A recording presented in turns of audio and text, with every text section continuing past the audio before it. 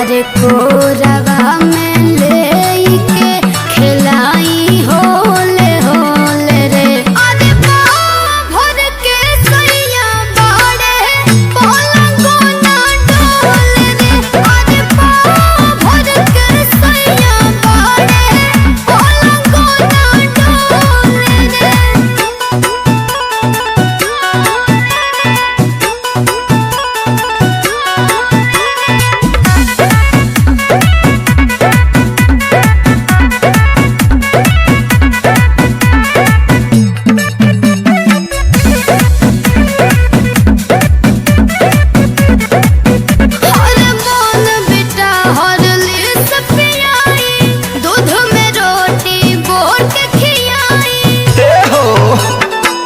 लेके वो झाकुनी भीरी खाना कमर में 5 गो लवंग बान्हा।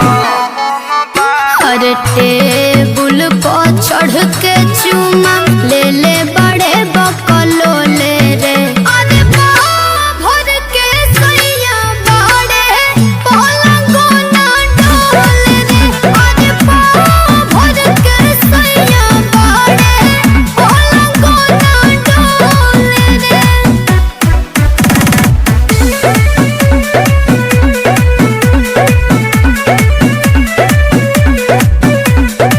ठीक से लागे पोषण न भइले एही से तो दुबर हो गइले।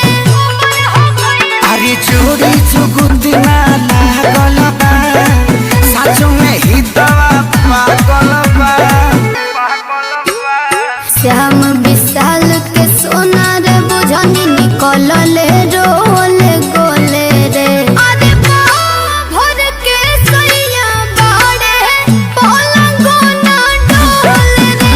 अरे पाँव भर के सैया बाड़े पलंगो ना डोले रे।